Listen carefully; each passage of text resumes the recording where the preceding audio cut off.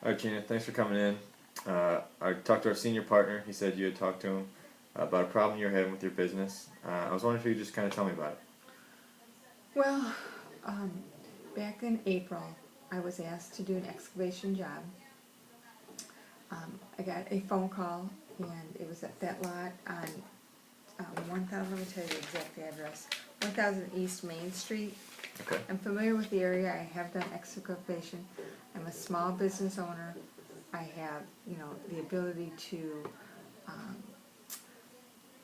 dig up dirt and do excavation, dig up dirt, remove it. I have a dump truck. I have a limited amount of equipment. Um, so I do that. I have done jobs in the area. It was kind of a simple job, the way it was described, and he had a deadline. This was for the gentleman, Arthur Andrews, who wanted to do a store or something on that location. Anyhow, he said it was just going to be a simple excavation. Normally, I would try to get more detail of it, but he said he had a construction, whoever's doing a blueprint.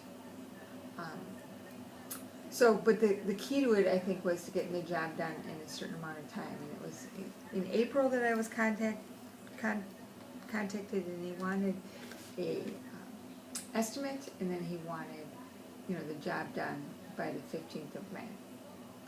So I said, well, I have to go out and look. I wasn't sure, because lots of times with these jobs, it's like if I can get into the lot, then, it could be a certain price. But if I have to build up the lot in order to even get my equipment in, he wanted it dug like 10 feet deep, 60 by 80 or something like that. Okay. I mean, the specifics if you're ready for them. But so part of it is just getting my, backhoe in and getting my dump truck in to make sure I can excavate the, I asked him several times, what was this lot, and he said he's had the property for more than 10 years, and he said there was no demolition. I don't know how familiar you are with demolition versus excavation. Not very, but I can do research about it. I'll find out about it. Okay, so the Tell me a little bit about the difference between demolition and excavation. My concern is I have equipment to do excavation. Okay. I don't have equipment to do demolition. Okay. Demolition requires, more heavy lifting. If there were concrete or anything buried. They told me there was no electrical. You know how you have to, like when you dig in your backyard or Right. something, you have to call and stuff like that.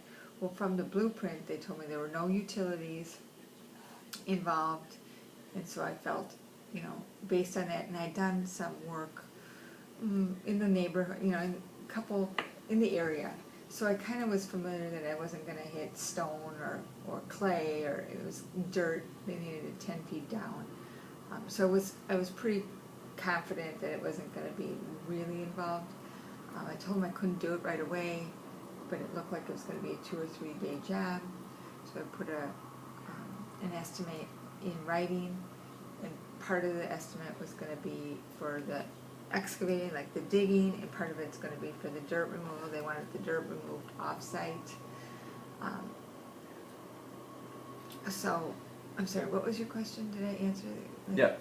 Yeah, I was just kind of curious as to the difference between excavation and demolition, but it sounds like you have equipment specifically for excavation, but not necessarily for demolition.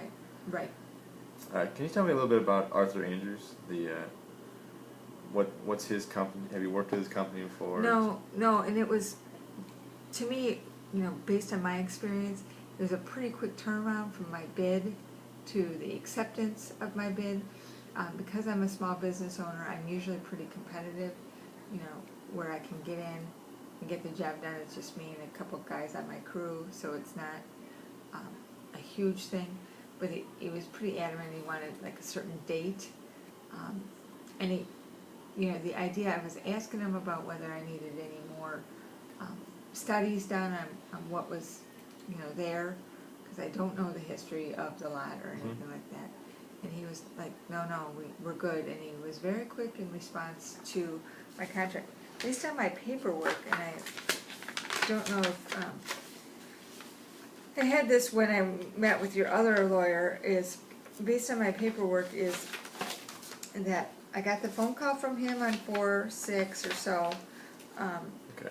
I went, So that's the first time you contacted him? yeah, he called me on the 6th, and then I got something from him on the 8th with a little site sketch about, like, you know, where the property lines were and, you know, where they wanted excavated.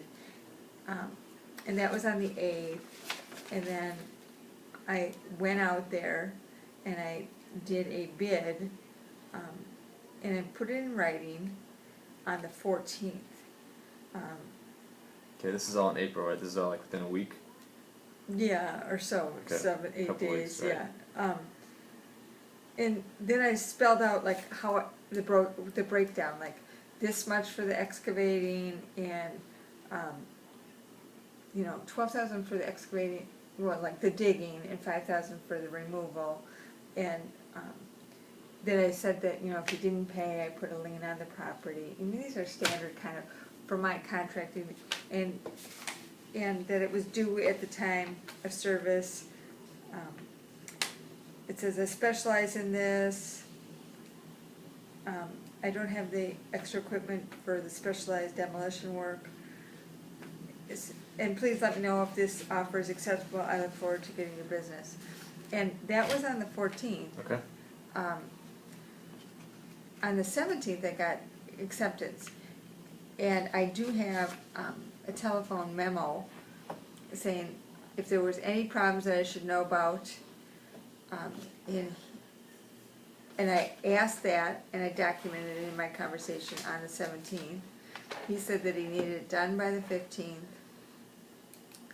He said it was just a vacant lot and that he'd owned it for over 10 years and he'd never done anything to it. So 15th is 15th of May. Right. Okay. And he had a builder that was scheduled to begin work. We had a deal. He said he'd pay the bill when I sent the bill. He said he'd pay it. Okay. So then, you know, I had told him that I wasn't going to get started until May. I mean, this was like 17th because I was finishing another job, but it didn't seem like it was going to be a problem. When I started to do the work, this was my first indicator that there was a problem. Is I dug out the back of the lot, and you know, there's a site diagram, and I could give that to you, but there's a site diagram. Okay. And the lot is kind of in the middle of the site. So I dug out the back, and that's, from my experience, the most efficient way to get that out. And when I got to the front part, the backhoe hit something. Okay.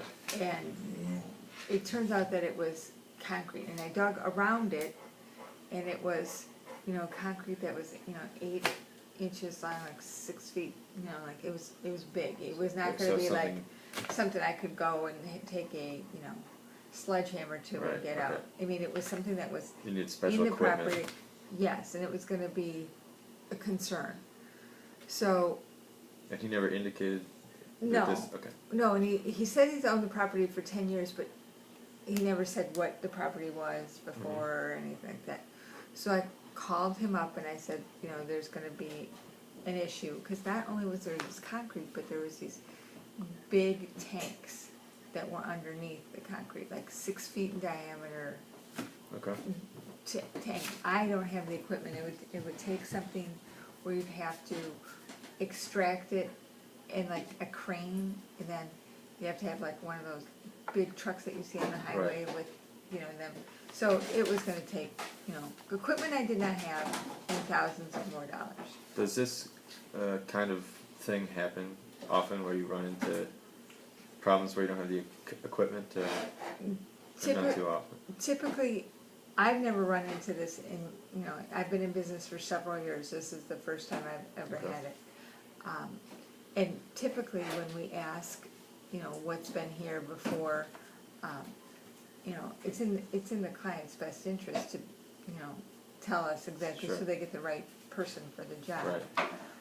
I was concerned about this